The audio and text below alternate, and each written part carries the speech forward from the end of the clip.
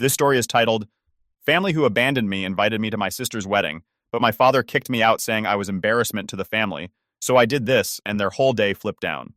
Hey everyone, before we jump into today's video, I need your help. We've noticed the channel is losing some traction, and subscribing is one of the best ways you can support us. It's quick, free, and it helps us keep bringing you awesome content. Your support means the world. Let's keep this channel growing together. Thanks so much. Now let's start the video. So, after 7 years of radio silence, I got a wedding invite from my younger sister Claire. Yeah, that Claire. The golden child, the apple of my dad and stepmom's eye, the one I hadn't spoken to since cutting off the whole toxic mess that is my family. I mean, the sheer audacity, right? 7 years of nothing. No calls, no texts, no, hey, how's life? And suddenly, I'm invited to this big, fancy wedding? It wasn't just the invite, though. There was a handwritten note tucked in there. Claire's handwriting. Unmistakable. She wrote that she missed me and wanted to fix things. I stared at it for a long time, trying to figure out if this was some kind of prank. Like, was she serious? After everything that happened? After how they treated me? Now she wanted me back in the fold? For context, let me rewind a bit. Our mom passed away when I was 15, and Claire was 12. It wrecked us, as you can imagine. But while I was still trying to process my grief, my dad was out there moving on. A year later, he remarried. Enter Denise, the stepmom from hell. From day one, she had this unspoken mission to erase every trace of my mom. Family photos? Gone. My mom's favorite decor? Packed up and thrown out. I was devastated. But Claire? She clung to Denise like she was some kind of savior. I couldn't blame her. She was just a kid, and she needed someone. But me? I couldn't stand Denise or the way she controlled everything. Things got worse as we got older. By the time I went to college, Dad refused to help me financially. His reasoning? I needed to man up and learn responsibility. Meanwhile, he was showering Claire with everything. College tuition, a brand new apartment, even a car. All paid for without a second thought. I was juggling part-time jobs, barely scraping by, and trying to build an event planning business from scratch. Denise, of course, dismissed it as playing around, while Claire was the star of the family, excelling in school and apparently deserving of all their support. Eventually, I had enough. After years of feeling like I was the outsider in my own family, I cut ties. No dramatic confrontation, no big fallout, just silence. I stopped calling, stopped visiting, and focused on building my life. I threw myself into my work, and honestly, I thrived. My business grew beyond anything I ever imagined, and I was finally in a place where I didn't need anyone. Not Dad, not Denise, not Claire. Which brings us back to the wedding invite. At first, I wanted to toss it in the trash. Why should I care? They didn't care about me when I was struggling to get through school, when I was scraping together enough money to buy groceries, when I needed a family. But something stopped me. Maybe it was curiosity. Maybe it was the note from Claire. I couldn't tell if she was genuine or if this was just another one of Denise's manipulations. Either way, I decided to go. If nothing else, I figured I could show up, see how things played out, and leave if it got too unbearable. Here's the thing. I wasn't planning to go empty-handed. Despite the years of animosity, I still wanted to do something nice for Claire. I offered to help plan her wedding. You know, give her the full service from my company at a massive discount. She politely declined, saying Denise had already taken care of everything. That stung a little, not gonna lie. But hey, I'd done my part. I'd extended the olive branch. The ball was in their court. So there I was, prepping myself for the big day. I knew walking into that venue would stir up a lot of old wounds, but I convinced myself it was worth it. Maybe Claire was sincere. Maybe this was her way of reaching out, of trying to make amends. I didn't have high expectations, but I held onto a sliver of hope. The night before the wedding, I couldn't sleep. Memories of the past kept flooding back. Holidays where I sat on the sidelines while Claire got all the attention. Conversations where Denise belittled me in front of Dad. Moments when I realized I wasn't part of the family anymore. I told myself it didn't matter. I was going to the wedding for Claire, not them. And if things went south, I could always leave. I had nothing to prove to anyone. The next morning, I put on my best suit, got in my car, and drove to the venue. I arrived early because, well, that's just how I am. I'm a planner, always have been. The place was breathtaking. High ceilings, lush flowers, the works. They'd clearly spared no expense. As I walked through the doors, I felt a mix of nerves and unease. This was my first time seeing my family in almost a decade. Would they welcome me? Ignore me? Tear me apart? I had no idea. When I spotted Claire, she looked radiant. She came up to me, gave me a warm hug, and thanked me for coming. For a moment, I thought, okay, maybe this won't be so bad. But then I saw Denise. She was standing off to the side, watching me like a hawk. Her smile didn't reach her eyes, and I could tell she wasn't happy I was there. "Welcome," she said, her voice dripping with fake sweetness. "Still running that little party business of yours?" I gritted my teeth and smiled back. "It's going well, thanks." She smirked, clearly unimpressed, and turned her attention to someone else. Classic Denise. I shook it off and found my seat. The ceremony was beautiful, I'll give them that. Claire looked genuinely happy, and for a while I forgot about all the tension. But deep down, I knew the peace wouldn't last. This was my family, after all. Drama was inevitable. Walking into the reception hall, I felt a knot tighten in my stomach. It wasn't the venue, because let's be real, the place was stunning. The chandeliers sparkled like something out of a magazine. The tables were set with silverware so polished I could see my reflection, and the floral arrangements looked like they'd been imported straight from heaven. No, the knot wasn't from the decor. It was from the inevitable. This was the first time I'd faced my family in nearly 7 years, and I knew what was coming. I made my way to the seating chart, scanning the list to find my name. The knot in my stomach turned into a sinking feeling when I found it. Table 14. I didn't need a map to know where that was. Weddings are practically a blueprint. Immediate family at the prime tables, then close friends, then extended family, and finally, the random stragglers. Table 14 was firmly in the "we don't care if you're here" zone. When I got there, I realized the insult wasn't subtle. My table mates were distant relatives I barely remembered. Aunt Lydia, who constantly mispronounced my name and reeked of mothballs, and Uncle Roger, who spent every family gathering droning on about his coin collection. The other two people at the table? I didn't even know who they were. Meanwhile, I spotted Claire's friends and Denise's family, all cozied up near the dance floor. Dad and Denise were front and center, naturally, basking in their self-appointed VIP status. I couldn't help but laugh to myself. This was so on-brand for them. 7 years of no contact, and they still managed to make it clear I was an afterthought. Fine. I didn't come here for the seating arrangement. I came for Claire, or so I told myself. I tried to keep my cool. I poured myself a glass of water, glanced around the room, and pretended I wasn't bothered. But then, the first landmine of the evening walked straight up to my table. Dad. And he was clearly drunk. Now I knew this wasn't going to be a pleasant interaction. Dad doesn't do pleasant when he drinks. He does loud, rude, and completely inappropriate. True to form, he slammed his hand on the table, making Aunt Lydia jump. "What the hell are you doing here, Matt?" he slurred. "You weren't supposed to come." I stared at him, stunned. "I got an invitation," I said, trying to keep my voice calm. I even pulled it out of my pocket as proof. "Claire invited me." He snorted. "You should have stayed where you belong. You're just here to embarrass us, aren't you? Showing up with your little party business like it means something." His voice was getting louder, and I could feel eyes turning toward us. My face burned with a mix of anger and humiliation, but I kept quiet. Before I could respond, Denise appeared at his side, perfectly timed as always. "Matt," she said, her tone dripping with mock concern, "do you even make enough to buy that suit, or is it rented?" She gave me this smug little smirk, as if she delivered the punchline of the century. I looked at her, then back at Dad, and realized there was no point. You can't reason with people like them, especially not when they're drunk on booze and their own sense of superiority. So, I did the only thing I could do. I stood up, smoothed my suit, and said, "Excuse me." I walked away without another word. I didn't head straight for the door, though. I wanted to take a moment to clear my head, so I wandered outside to the patio. The night air was cool, and for a moment, it felt like I could breathe again. But the voices from inside kept ringing in my ears. Embarrassment, little party business. God, they couldn't even let me exist without tearing me down. I leaned against the railing, staring out at the garden, trying to decide what to do next. Leave and never look back? Go back inside and pretend none of it bothered me? Neither option felt right. I was lost in thought when I heard the music start up inside. Cheerful, upbeat, completely at odds with how I felt. That's when I realized I couldn't stay. I didn't owe these people anything, least of all my time or energy. I made my way back inside, sticking to the edges of the room to avoid being noticed. On my way out, I glanced over at the event staff. They were setting up for the next course, arranging plates with an efficiency I couldn't help but admire. Something about them felt familiar. I slowed down, watching them move, and that's when it hit me. I knew these people. These weren't just random staff members. They were my employees. My mind raced. My company had recently acquired a smaller event planning business, and it turned out this wedding was one of their gigs. No wonder the setup looked so polished. It was my team doing the work.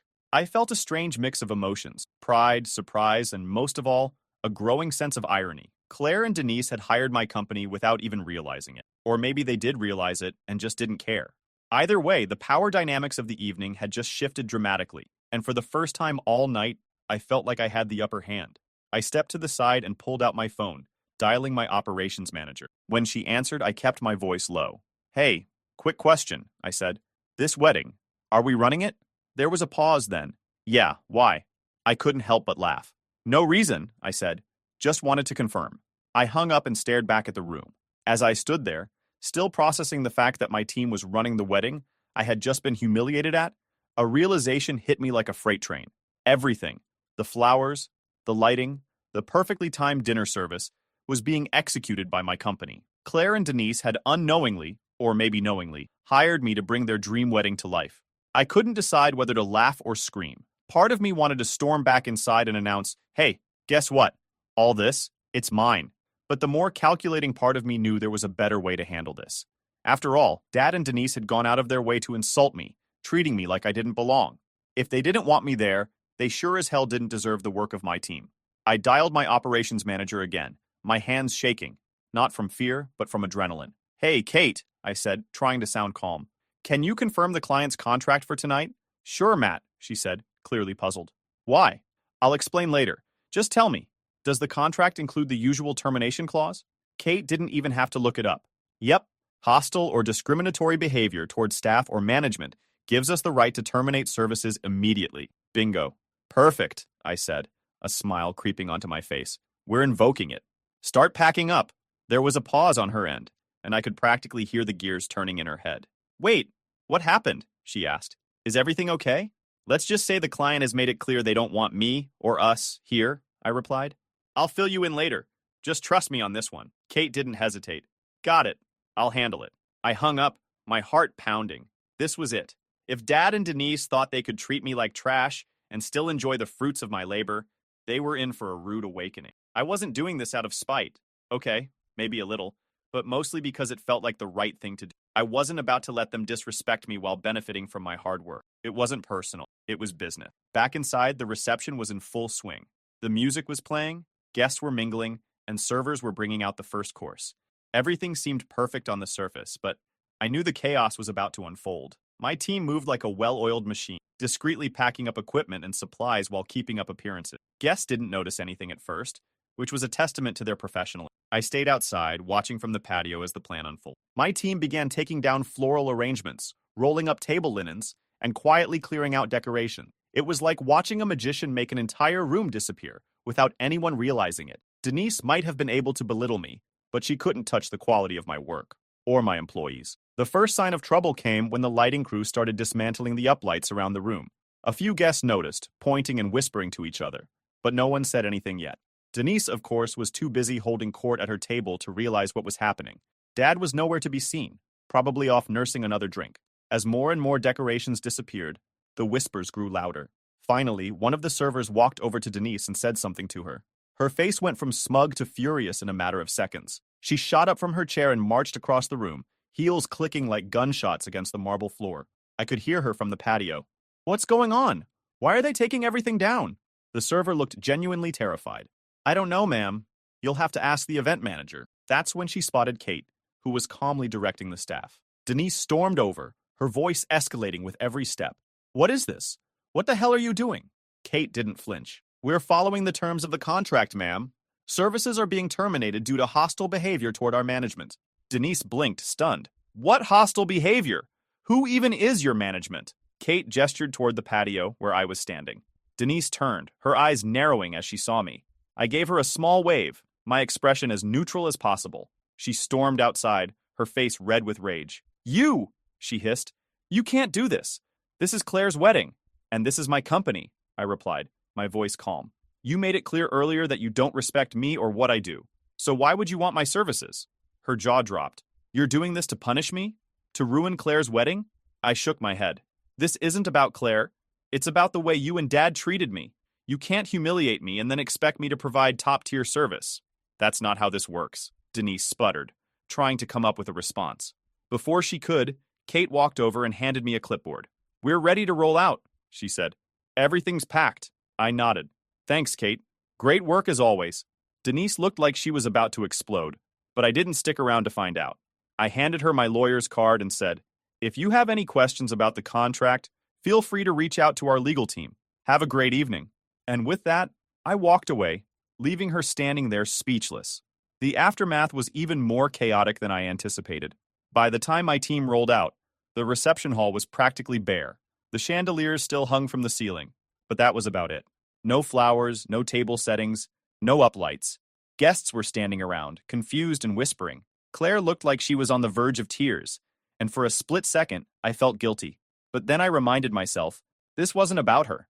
This was about standing up for myself. The drive home from Claire's wedding should have been satisfying. I mean, I just orchestrated one of the most legendary mic drops of my life. But as the taillights of my team's trucks disappeared in my rearview mirror, I couldn't help but feel conflicted. This wasn't how I imagined the day going. Still, I knew I'd made the right call.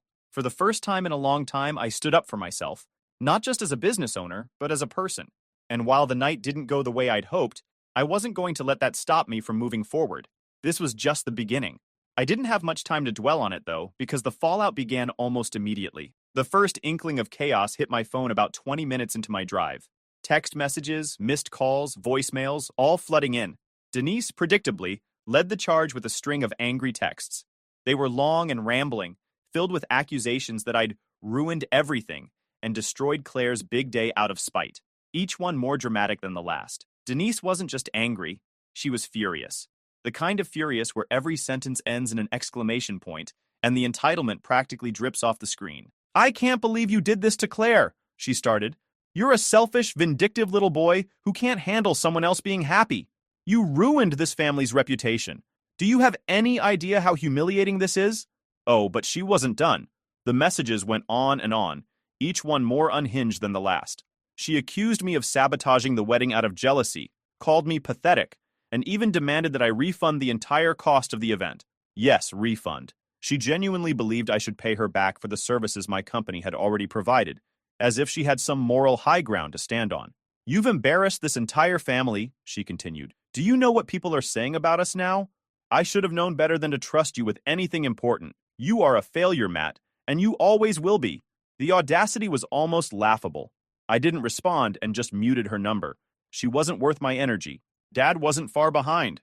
His voicemails were less coherent, but just as nasty. I'll spare you the details, but let's just say the phrases "selfish brat" and "I'll sue your AT" featured prominently. He even threatened to call the cops at one point, which honestly made me laugh. Call the cops for what? Breaching a contract he didn't even know existed. Good luck with that. The most surprising message, though, came from Claire. I'd expected anger from her too, but when I finally read her text, it wasn't what I anticipated. "Why would you do this to me?" she wrote. "I thought you came to support me. I didn't think you'd ruin my wedding." Oof, that one hit harder than I expected. It wasn't like Denise's venom or Dad's drunken tirades. This felt like genuine hurt. Claire and I hadn't been close in years, but I could still hear the pain in her words. I could tell she genuinely didn't understand why I'd made the decision I did. And honestly, I didn't blame her. Claire had always been caught in the middle of this mess. Denise had her claws in her from a young age, and Dad wasn't exactly the kind of parent who encouraged independent thought. Claire had grown up in the same toxic environment I'd escaped from, but instead of fighting it, she'd adapted to it. I wanted to respond to her, to explain my side, but I wasn't sure it would make a difference. For a second, I wondered if I'd made a mistake. But then I remembered why I'd made the call in the first place. The next morning, the situation escalated. Denise, true to form, couldn't let it go. She started calling people, family members, friends, anyone who would listen, and spinning the story in her favor. By noon, I'd already received texts from 2 aunts and a cousin, all asking me to explain what really happened. To save myself from repeating the same thing over and over, I sent out a blanket text to the handful of relatives I still semi-trusted. Long story short, I was insulted, disrespected, and treated like an outsider, so I terminated my company's services per the terms of the contract. If you have questions, ask Denise.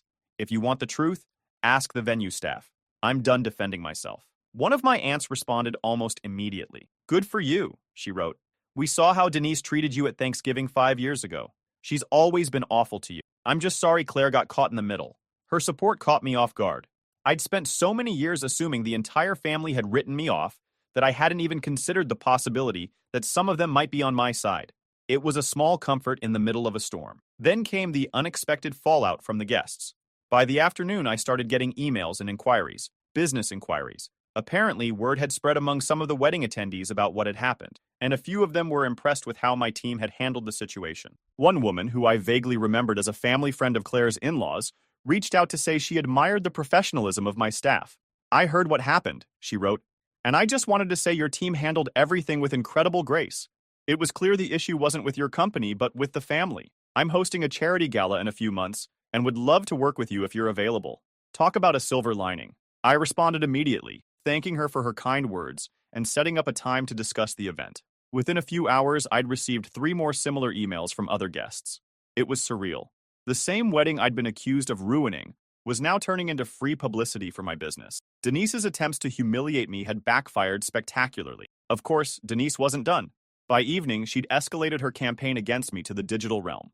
I discovered she'd left a scathing review about my company online, accusing us of being unprofessional and unreliable. The review was filled with outright lies, claiming we'd arrived late, provided poor service, and abandoned the event without warning. Thankfully, I was prepared for this. I contacted my lawyer immediately, and within hours, we'd sent Denise a cease and desist letter, warning her that any further false statements would be treated as defamation. The review was removed the next day, and as far as I know, she hasn't tried to post anything else since. Denise had apparently decided to escalate her entitled tantrum to new heights. The next morning, while I was reviewing my emails, I got a call from my lawyer. "You're going to love this one," she started, her tone dripping with sarcasm. "Claire's family is threatening to sue you for breach of contract." I actually laughed out loud. "You're kidding," I said. "On what grounds?" "They're claiming you abandoned the event and caused irreparable damage to Claire's wedding," my lawyer replied. "They're demanding a full refund and additional damages for emotional distress." The absurdity of it almost made me spit out my coffee. Emotional distress? Because I enforced a clause they agreed to? That's rich. My lawyer chuckled. "Don't worry, Matt. This is nothing more than a scare tactic." Their lawyer, if you can even call him that, sent a laughably vague letter with no specifics.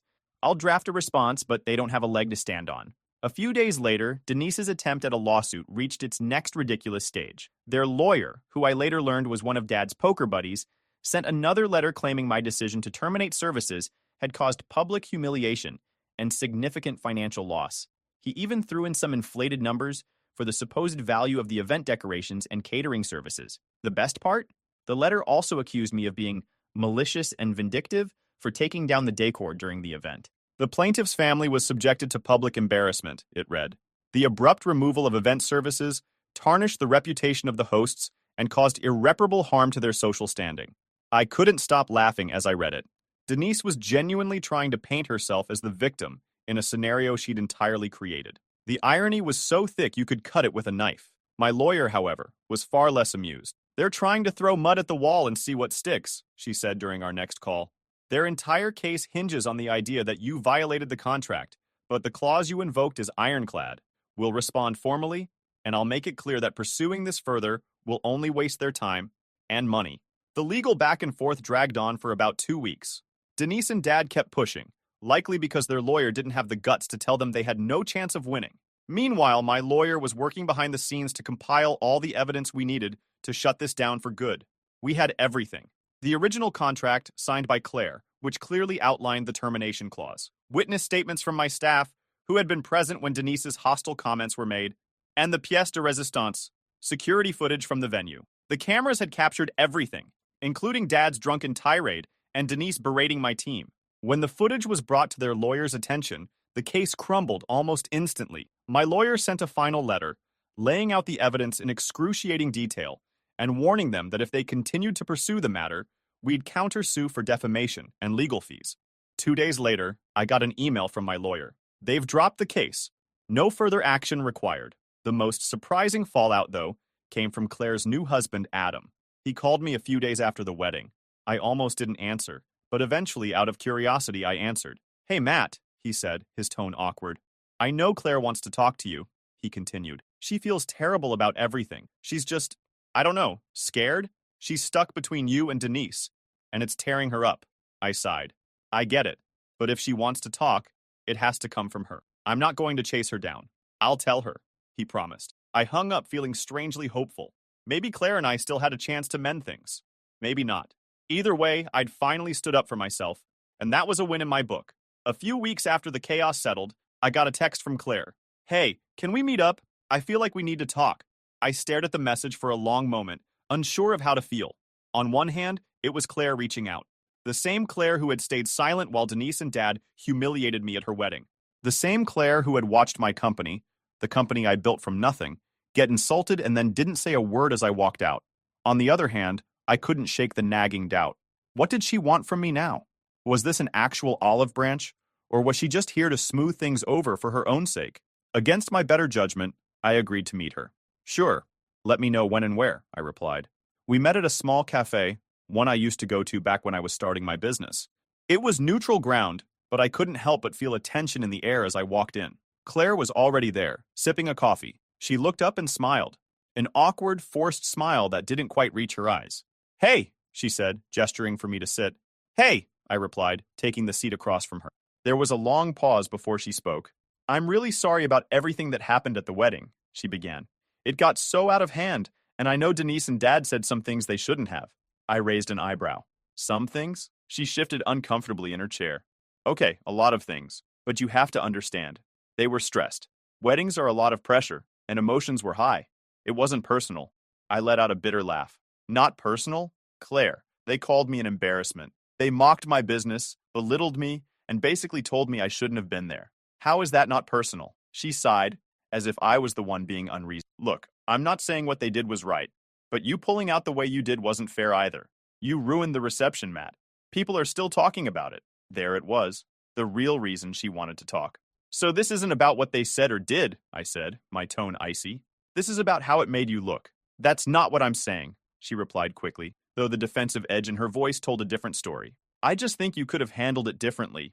You didn't have to punish everyone because of what Denise and Dad said.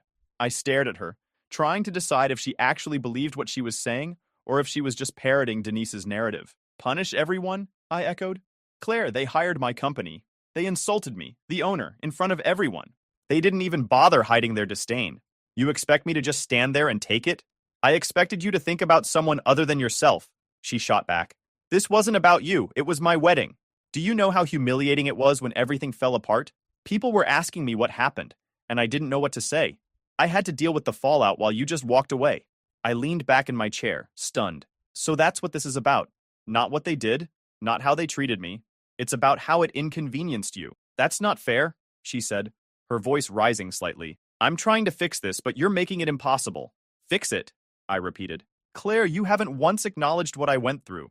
You're sitting here blaming me for standing up for myself because it didn't fit into your perfect little wedding narrative. Do you even hear yourself? She crossed her arms, her expression hardening. Maybe I wouldn't have to say this if you hadn't made everything about you. I invited you to the wedding because I wanted you there. I was trying to include you, but you turned it into a disaster. I felt a sharp pang in my chest. But it wasn't sadness. It was clarity. This wasn't a misunderstanding. Claire wasn't stuck between Denise and Dad. She was just like them. Entitled, manipulative, and incapable of taking responsibility for her action. I stood up, tossing a few bills onto the table to cover my coffee. You know what, Claire? I'm done. With you, with Dad, with Denise, all of it. I've spent my whole life being the scapegoat for this family, and I'm not doing it anymore. Her eyes widened. Matt, wait.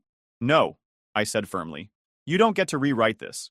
I came to your wedding because I thought maybe things had changed, but all I got was the same disrespect I've dealt with my whole life. And now you're sitting here blaming me for having the audacity to walk away from it. I'm done, Claire. For good. She sat there, stunned, as I walked out of the cafe. That was the last time I spoke to Claire. She sent a few texts in the days that followed, but I didn't bother responding. There was nothing left to say. She'd shown me who she really was, and I believed her. As for Denise and Dad, I cut them out of my life completely, and it was the best decision I'd ever made. In the months that followed, my company thrived, thanks in part to the wave of new clients who'd been impressed by how professionally my team handled the wedding fiasco. Denise and Dad might have tried to tear me down, but all they did was make me stronger. And Claire? She became just another part of my past. I stopped wondering if she'd ever see things differently, because it didn't matter. Family isn't about blood, it's about respect, and none of them had shown me any. And honestly, I don't regret a thing.